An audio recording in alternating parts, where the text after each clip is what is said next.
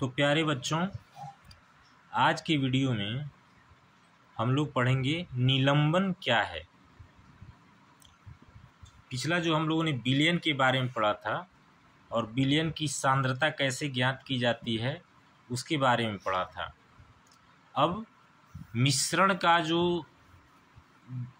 के जो दो भाग होते हैं, समांगी मिश्रण और विषमांगी मिश्रण, तो उसमें विषमांगी मिश्रण के भाग हैं निलंबन। तो हम जानते हैं कि निलंबन क्या है। क्रियाकलाप 2.2 में समूह 100 के द्वारा पाया गया कि विषमांगी घोल जो ठोस द्रव में परिक्षेपित हो जाता है निलंबन कहलाता है। यहाँ पर विषमांगी घोल का मतलब क्या कि जिसका जो विलयन का जो घटक कण हैं वो अलग अलग जगह पर अलग अलग कंसंट्रेशन में होते हैं, सांद्रता में होते हैं। निलंबन एक विषमांगी मिश्रण है जिसमें विलेय पदार्थ कण घुलते नहीं हैं बल्कि माध्यम की समष्टि में निलंबित रहते हैं। यानी जो माध्यम रहता है उसमें यह एक तरह से लटके हुए रहते हैं। ये निलंबित कण आँखों से देखे जा सकते हैं। तो निलंबन क्या है? निलंबन एक प्रकार का विषमांगी मिश्रण है जिसमें विलेय के कण वास्तव में घुलते नहीं है। जैसे आप चीनी को पानी में घोल देते हैं और चीनी विलुप्त हो जाता है, उस तरह से यह विलुप्त नहीं होता। जैसे मिट्टी को यदि आप पानी में घोलेंगे तो आपको मिट्टी के कण दिखाई देते हैं। तो मिट्टी का जो घोल होता है पानी में, वह क्या है? वह निलंबन है। निलंबन के गुणधर्म, विलयन के गुणधर्म की तरह निलंबन के भी गुणधर्म होते हैं। क्या है? यह एक विषमांगी मिश्रण है। पहला तो ये हो गया। दूसरा, ये कण आँखों से देखे जा सकते हैं। आप लोगों को हमने बतलाया था कि विलयन के जो कण हैं वह 1 नैनोमीटर से भी उसका व्यास छोटा होता है और वो आँखों से देखे नहीं जा सकते हैं, लेकिन निलंबन के कणों को हम आँखों से देख सकते हैं। दूसरा गुण ये हो गया। तीसरा जो है, यह निलंबित कण प्रकाश की किरण को फैला देते हैं जिससे उसका मार्ग दृष्टिगोचर हो जाता है। अर्थात यदि निलंबन है तो निलंबन में यदि हम टार्च से प्रकाश को उसमें भेजें तो जो निलंबन के कण होते हैं उनके कणों को फैला देते हैं। और चौथा गुण है, यानी प्रकाश की किरण को जो विलयन क्या कहते हैं, जो घोल फैला देता है उसको हम क्या कहते हैं, वहाँ पर एक टिंडल प्रभाव होता है जिसको हम आगे कोलाइडल विलयन में पढ़ेंगे। तो यहाँ पर पहला गुण हो गया कि यह एक विषमांगी मिश्रण है। दूसरा गुण हो गया कि इसको हम आँखों से देख सकते हैं। तीसरा गुण हो गया कि निलंबन के जो कण होते हैं वो प्रकाश किरणों को फैला देते हैं जिससे प्रकाश किरणों का मार्ग जो होता है दृष्टिगोचर होता है, यानी उसको हम देख सकते हैं। चौथा गुण है, जब इसे शांत छोड़ देते हैं तब निलंबन के जो कण हैं वो नीचे की ओर बैठ जाते हैं, अर्थात निलंबन अस्थायी होता है। छानन विधि द्वारा इन कणों को हम मिश्रण से पृथक भी कर सकते हैं। तो ये 4 गुण हैं निलंबन के।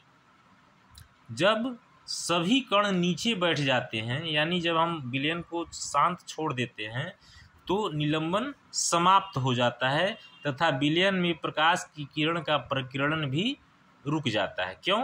क्योंकि विलयन से जो कण हैं, निलंबित कण हैं, वह नीचे बैठ जाते हैं।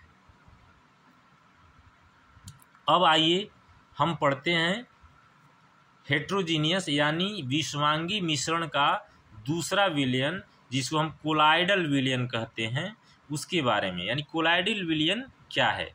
अभी तक हम लोगों ने 2 विलयन के बारे में, एक समांगी विलयन के बारे में पढ़ा जिसका उदाहरण सामान्य रूप से चीनी और पानी का घोल या नमक और पानी का घोल होता है। दूसरा हमने निलंबित विलयन पढ़ा जिसका उदाहरण आटे को यदि आप पानी में घोल दें या मिट्टी को घोल दें तो वैसा विलयन जो होता है निलंबन कहलाता है। अब एक तीसरा विलयन जिसको हम कोलाइडल विलयन कहते हैं, तो आइए जानते हैं कि कोलाइडल विलयन क्या है।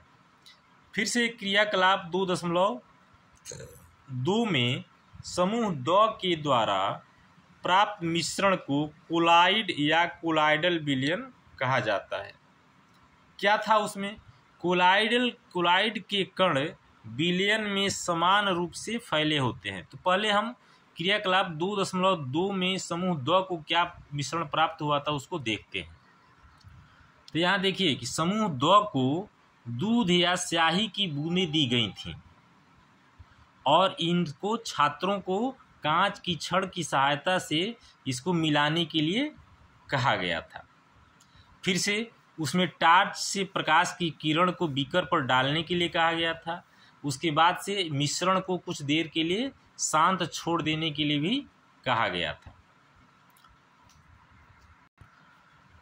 अर्थात दूध या स्याही की जो बूंदें जल में मिलाई गई हैं तो उससे जो विलयन बना है वो विलयन क्या है? कोलाइडल विलयन है। कोलाइड के कण विलयन में समान रूप से फैले होते हैं। निलंबन की अपेक्षा कणों का आकार छोटा होने के कारण यह मिश्रण समांगी प्रतीत होता है, जबकि लेकिन वास्तविकता में विलयन विषमांगी मिश्रण है, जैसे दूध। यानी दूध या स्याही जो है वह क्या है? विषमांगी मिश्रण है और उसको हम कोलाइडल विलयन कहते हैं। कोलाइडल विलयन में जो कोलाइडल कण होते हैं तो उनके कणों के छोटे आकार के कारण हम इसे आँखों से नहीं देख पाते हैं, लेकिन ये कण प्रकाश की किरण को आसानी से फैला देते हैं। अर्थात यहाँ पर आप देखिए कि निलंबन के कण हमको अपनी आँखों से हम देख सकते हैं निलंबन के कणों को, जबकि विलयन के कण इतने छोटे होते हैं कि उनको आँखों से भी नहीं देख सकते और वे कण अपने ऊपर डाले गए प्रकाश की किरणों को भी फैलाते नहीं हैं।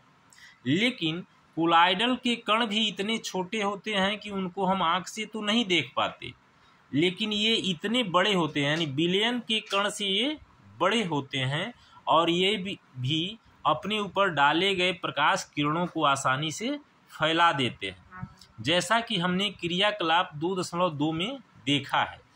प्रकाश की किरण का फैलाना टिंडल प्रभाव कहा जाता है।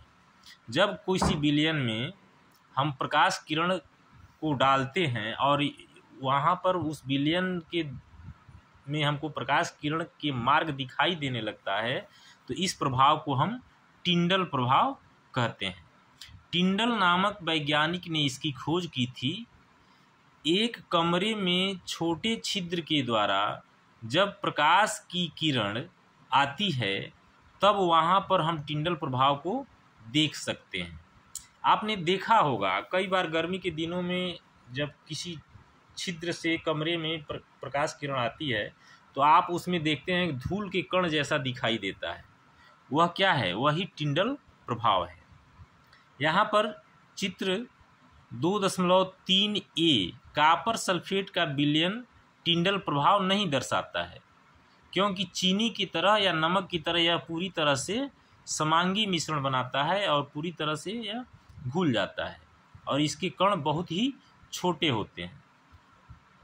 लेकिन दूध तथा पानी का मिश्रण टिंडल प्रभाव दर्शाता है। यहाँ पर जब आप देखेंगे तो जो बीकर ए है जिसमें कॉपर सल्फेट का विलयन है इसमें प्रकाश नहीं दिखाई दे रहा है, जबकि बी वाले बीकर में आप देखिए दूध और पानी का मिश्रण है। इसमें जब हम टार्च की रोशनी डालते हैं, प्रकाश डालते हैं तो इसमें इसका मार्ग दिखाई पड़ रहा है।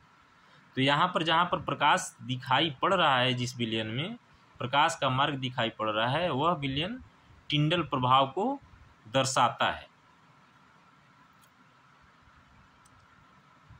यह कमरे में मौजूद धूल और कार्बन के कणों के द्वारा प्रकाश के फैलने के कारण होता है। जब एक घने जंगल के आच्छादन से सूर्य की किरण गुजरती है, वहाँ हम टिंडल प्रभाव को देख सकते हैं। जंगल के कोहरे में छोटे छोटे जल के कण होते हैं जो कि कोलाइड कणों के समान व्यवहार करते हैं, इसलिए जंगल से आच्छादित जो जंगल भूमि है उसमें जब सूर्य की किरणें आती हैं तो वहाँ पर हम टिंडल प्रभाव को देख पाते हैं। अब कोलाइड्स के सामान्य उदाहरण, कोलाइड्स के सामान्य उदाहरण मतलब कोलाइडल जो विलयन होता है उसमें जो कण होते हैं उसके उदाहरण क्या हैं। तो अब देखिए यहाँ पर दो चीज़ें दी गई हैं। सारणी 2.1 में कोलाइड के सामान्य उदाहरण दिया गया है। इसमें पहला है परिक्षिप्त प्रावस्था और दूसरा है परिक्षेपण माध्यम। तो आपको विलयन में मैंने बतलाया था कि विलयन में दो पार्ट होते हैं विलयन के, एक विलायक होता है और एक विलेय होता है। यानी यदि हम पानी और चीनी का घोल या नमक और चीनी के घोल को देखें तो उसमें विलायक जो है पानी है या जल है और विलेय जो है वह क्या है, वह है आपका चीनी या नमक। तो उसको आप इस तरह समझ सकते हैं कि यहाँ पर जो कोलाइडल विलयन होता है इसमें परिक्षिप्त प्रावस्था को विलेय समझ सकते हैं। यानी यहाँ पर जो निलंबन की तरह जो पूरे उसमें लटके हुए होते हैं, पूरे क्या कहते हैं कोलाइडल विलयन में घुले हुए होते हैं, तो कण के रूप में विलेय के रूप में परिक्षिप्त प्रावस्था होती है और परिक्षेपण माध्यम के रूप में विलायक के रूप में परिक्षेपण माध्यम होता है। यहाँ पर हम उसको विलायक और विलेय नहीं कहते हैं। कोलाइडल विलयन में इसको क्या कहते हैं, विलेय को क्या कहते हैं, परिक्षिप्त प्रावस्था, और जो विलायक है उसको हम परिक्षेपण माध्यम के रूप में जानते हैं। तो यहाँ पर देखिए, यहाँ पर 8 तरह के कोलाइडल विलयन को बतलाया गया है। परिक्षिप्त प्रावस्था यानी जो विलेय के कण हैं वो कौन से हैं, द्रव है, और प्रक्षेपण माध्यम यानी गैस में द्रव को जब मिलाया जाता है तो एक जो कोलाइडल विलयन का प्रकार बनता है वह एरोसाल बनता है। तो इसको हमको याद करने के लिए बड़ा आसान है। पहले हम प्रक्षेपण माध्यम को याद कर लेंगे, गैस गैस, द्रव द्रव द्रव, ठोस ठोस ठोस, और यहाँ पर क्रम से है द्रव ठोस गैस, फिर द्रव ठोस गैस, फिर द्रव ठोस। तो 8 प्रकार के यहाँ पर कोलाइडल विलयन हैं। 8 प्रकार के कोलाइडल विलयन को याद करने के लिए क्या तरीका है, पहले हमने 3-3 भाग में क्या कर लिया, द्रव ठोस गैस, फिर द्रव ठोस गैस, फिर द्रव ठोस, तो 8 हो गया। और उसके बाद परिक्षेपण माध्यम में अब देखिए 2 गैस है, यानी द्रव में गैस को एरोसाल कहते हैं, गैस में ठोस को भी एरोसाल कहते हैं। फिर उसके बाद से द्रव द्रव द्रव, यानी द्रव में यदि गैस मिला हुआ है तो उसको फोम कहते हैं, द्रव में द्रव मिला हुआ है तो उसको इमल्सन कहते हैं, द्रव में यदि ठोस मिला हुआ है तो उसको सॉल कहते हैं। फिर आप देखिए क्रम से द्रव ठोस गैस, द्रव ठोस गैस। अब यहाँ पर गैस गैस 2 है, द्रव द्रव द्रव 3 है, और नीचे 3 ठोस है। तो अब गैस में ठोस जब मिलता है उसको फिर से फोम कहते हैं। गैस द्रव के साथ जब कोलाइडल विलयन बनाता है तो फोम कहलाता है, और गैस ठोस के साथ भी फोम ही बनाता है। उसी तरह से द्रव गैस के साथ एरोसाल, ठोस गैस के साथ एरोसाल। तो 2 हो गया एरोसाल, 2 हो गया फोम। उसके बाद फिर से द्रव का ठोस के साथ जो विलयन बनता है वह जेल होता है। द्रव का ठोस के साथ जो विलयन बनता है उसको हम जेल कहते हैं, और ठोस का ठोस के साथ जो होता है उसको हम ठोस सॉल कहते हैं। अब इनके उदाहरण जो दिए गए हैं वो क्या है, उदाहरण में यानी गैस में जब हम द्रव को घोलते हैं तो कोहरा, बादल और कुहासा उसके उदाहरण हैं। द्रव में, गैस में क्या है, द्रव, गैस में द्रव, तो उसको एरोसॉल कहते हैं, और उसका उदाहरण कोहरा, बादल और कुहासा हो गया। ठीक उसी तरह से गैस में ठोस, इसको भी एरोसॉल कहते हैं, तो उसका उदाहरण है धुआं और स्वचालित वाहनों का निथार, यानी जो हम वाहन चलाते हैं मोटरसाइकिल या ये सब चीज, इसमें से जो धुआं वगैरह निकलता है उसका उदाहरण है ये एरोसॉल ही, यानी गैस में ठोस। फिर द्रव में गैस फोम होता है, जो हम शेविंग क्रीम का यूज करते हैं वह क्या है, द्रव में गैस है।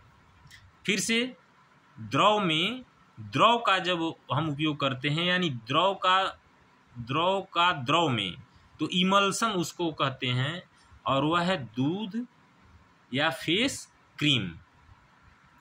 फिर से द्रव में जब हम ठोस को मिलाते हैं तो यह मैग्नीशिया मिल्क या कीचड़ बनता है, इसको हम सॉल कहते हैं। फिर उसके बाद से जब ठोस में गैस को मिलाते हैं तो यहाँ भी फोम बनता है, जैसे फोम है रबड़ है, स्पंज है, प्यूमिस है। क्या है ये, कौन सा फोम है, जो ठोस फोम होता है उसमें ठोस में हम गैस को मिलाते हैं। फिर ठोस में द्रव को मिलाने पर क्या बनता है, जेली, पनीर और मक्खन बनता है। यानी ठोस में जब हम द्रव को मिलाते हैं तो उससे बनने वाला जो कोलाइडल विलयन होता है वो जेली, पनीर और मक्खन है। और ठोस में ठोस को मिलाते हैं तो रंगीन रत्न पत्थर, आप लोगों ने देखा होगा अंगूठी में, कई लोग अंगूठी में पहनते हैं, तो वो पत्थर कौन से हैं, ठोस में ठोस का कोलाइडल विलयन है, यानी रंगीन रत्न पत्थर, दुधिया कांच वगैरह जो होता है वो ठोस में ठोस होता है। तो ये कोलाइडल विलयन के उदाहरण हैं। अब हम जानते हैं, ये यहाँ पर देखिए जंगल में टिंडल प्रभाव को दर्शा रहा है। इस चित्र में आप देखिए ढंग से, क्या है, जंगल में ऊपर पत्तों से छन कर जो प्रकाश आ रहा है उन प्रकाश किरणों को आप देख सकते हैं।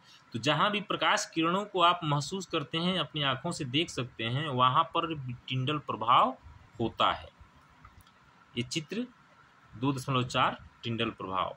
अब हम जानते हैं कि जिस तरह से विलयन के गुण थे, निलंबन के गुण थे, उसी तरह से कोलाइडल के गुणधर्म क्या होते हैं। कोलाइडल के गुणधर्म में पहला है कि यह भी एक विषमांगी मिश्रण है, लेकिन दूसरा गुण है कि कोलाइडल के कणों का आकार इतना छोटा होता है कि ये आँखों से नहीं देखे जा सकते हैं। लेकिन तीसरा गुण, ये इतने बड़े होते हैं कि प्रकाश की किरणों को फैला देते हैं और उसके मार्ग को दृश्य बनाते हैं, यानी हम उसके मार्ग को देख सकते हैं। चौथा गुण है, जब इनको शांत छोड़ दिया जाता है तब ये कण तल पर बैठते नहीं हैं। यहाँ पर लिखा है तल पर बैठते हैं, यहाँ पर गलत लिखा है, तल पर बैठते नहीं हैं, अर्थात ये स्थायी प्रकृति के होते हैं। और चौथा है, ये छानन विधि द्वारा, यानी छाननी से मिश्रण से पृथक हम नहीं कर सकते। जैसे दूध को छानते हैं तो उसमें से मलाई वगैरह नहीं निकलता है, किंतु एक विशेष विधि जिसको हम अपकेंद्रीकरण तकनीकी कहते हैं, उससे हम इसको पृथक कर सकते हैं। तो ये 4 गुण हैं। पहला कि विषमांगी मिश्रण होता है, दूसरा इसका आकार इतना छोटा होता है कि हम नंगी आँखों से इसको देख नहीं सकते, तीसरा ये इतने बड़े होते हैं कि प्रकाश की किरणों को फैलाते हैं और इसके मार्ग को दृश्य बनाते हैं, चौथा जब इनको शांत छोड़ दिया जाता है तब ये तल पर बैठते नहीं हैं, अतः ये स्थायी होते हैं, और पांचवा है कि छानन विधि द्वारा मिश्रण से हम इसको पृथक नहीं किया जा सकता। इसको पृथक करने के लिए अपकेंद्रीकरण तकनीक का उपयोग किया जाता है।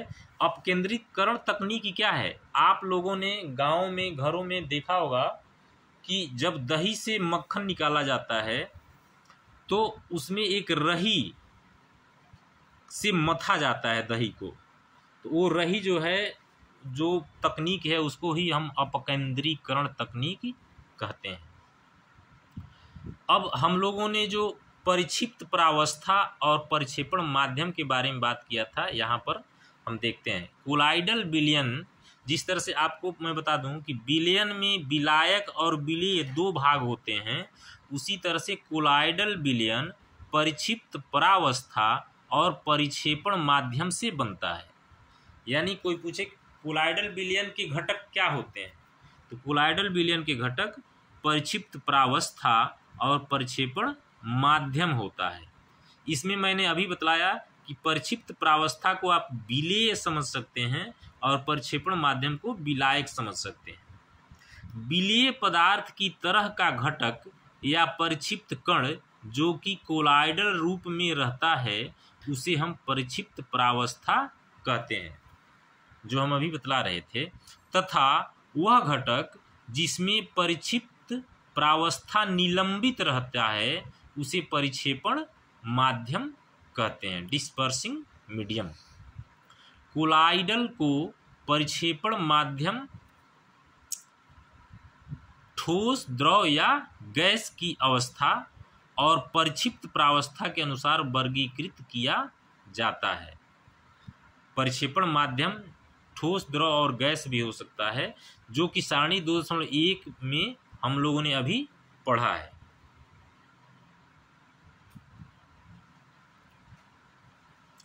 अब यहाँ पर कुछ प्रश्न हैं, उन प्रश्नों को हम एक साथ पूरे चैप्टर के जो प्रश्न हैं एक साथ में कराऊंगा, लेकिन फिर भी पढ़ लेते हैं। उदाहरण के साथ समांगी तथा विषमांगी मिश्रणों में विभेद कीजिए। दूसरा प्रश्न है विलयन, निलंबन और कोलाइडल एक दूसरे से किस प्रकार भिन्न है। यानी विलयन के गुण, निलंबन के गुण और कोलाइडल के गुण को यदि आप लिख देते हैं तो इसमें उनकी भिन्नता प्रकट हो जाएगी। तीसरा है एक संतृप्त विलयन बनाने के लिए 36 ग्राम सोडियम क्लोराइड को 100 ग्राम जल में 293 केल्विन पर घोला जाता है। इस तापमान पर इसकी सांद्रता प्राप्त करें। तो यहाँ पर सांद्रता के लिए जो पहला वाला सूत्र है उसका हम उपयोग करेंगे, इसको करिएगा, नहीं तो हम फिर बाद में बतलाएंगे। अब भौतिक एवं रासायनिक परिवर्तन। भौतिक एवं रासायनिक परिवर्तन। पिछले अध्याय में हमने पदार्थ के भौतिक गुणों के बारे में अध्ययन किया है। पहला जो चैप्टर है हमारे आसपास के पदार्थ, उसमें हमने पदार्थ के भौतिक गुणों के बारे में पढ़ा है। ऐसे गुण जिनका हम अवलोकन यानी जिनको हम देख सकते हैं और वर्णन कर सकते हैं, जैसे कि रंग, कठोरता, दृढ़ता, बहाव, घनत्व, द्रवणांक तथा क्वथनांक इत्यादि को भौतिक गुण कहा जाता है। अवस्थाओं का अंतः रूपांतरण एक भौतिक परिवर्तन है, क्योंकि ये परिवर्तन पदार्थों के संघटन में बिना परिवर्तन किए होते हैं और उनकी रासायनिक प्रकृति में भी कोई परिवर्तन नहीं होता है। अवस्थाओं का अंतः रूपांतरण का अर्थ है, जैसे हमने आपको बतलाया था, ठोस से द्रव में बदलना, द्रव से गैस में बदलना या पुनः गैस से द्रव में बदलना। द्रव को और ठंडा किया जाता है तो वह ठोस में बदलता है, तो उसी को हम अवस्थाओं का अंतः रूपांतरण कहते हैं और यह एक भौतिक परिवर्तन है। भौतिक परिवर्तन क्या होता है कि भौतिक परिवर्तन में उन पदार्थों का संघटन नहीं बदलता, अर्थात उनकी रासायनिक प्रकृति में कोई परिवर्तन नहीं होता है। यद्यपि बर्फ,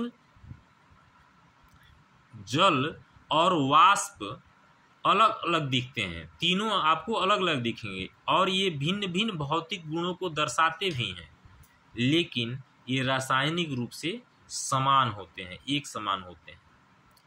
जल तथा खाना पकाने वाले तेल दोनों द्रव हैं, लेकिन इनके रासायनिक गुणधर्म भिन्न हैं। इनकी गंध और ज्वलनशीलता में अंतर है। हम जानते हैं कि तेल हवा में जलता है, जबकि जल आग को बुझाता है।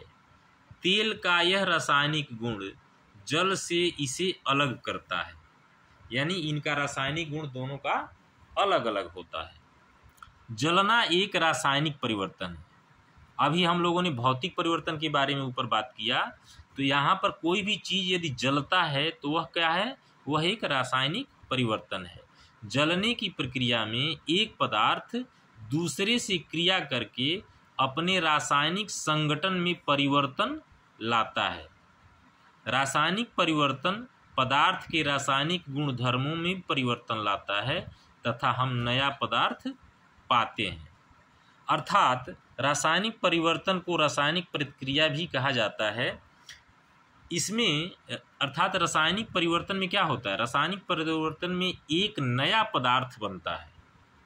ऐसा नहीं कि हम बर्फ़ को जल में बदल दिए और जल को पुनः हम बर्फ़ में बदल देंगे, तो वो तो बदल जाता है। लेकिन रासायनिक परिवर्तन जब होता है, यानी एक पदार्थ को यदि हम जला देते हैं और पुनः चाहें कि उस पदार्थ को राख से हम पुनः उस पदार्थ को बना दें, तो वो नहीं बनता है। तो इस तरह के परिवर्तन को हम रासायनिक परिवर्तन कहते हैं। मोमबत्ती के जलने की प्रक्रिया में भौतिक एवं रासायनिक दोनों परिवर्तन होते हैं। क्या आप इनकी पहचान कर सकते हैं? बिल्कुल किया जा सकता है। भौतिक परिवर्तन इसलिए होता है कि वहाँ पर आप देखते होंगे जब जलने लगता है मोमबत्ती, तो मोमबत्ती गलता है, यानी पिघलता है। तो पिघलना या गलना जो होता है वो भौतिक परिवर्तन है। लेकिन वह जब जलता है तो जलने के बाद से वह खत्म भी हो जाता है, मोमबत्ती खत्म भी हो जाती है, वह वायुमंडल में गैसों के रूप में विलीन हो जाता है। तो वह एक रासायनिक परिवर्तन है। अतः हम कह सकते हैं कि मोमबत्ती की जलने की प्रक्रिया भौतिक और रासायनिक परिवर्तन उसमें दोनों होता है। अब इससे संबंधित यहाँ पर प्रश्न दिया गया है कि निम्न को रासायनिक और भौतिक परिवर्तनों में वर्गीकृत करें।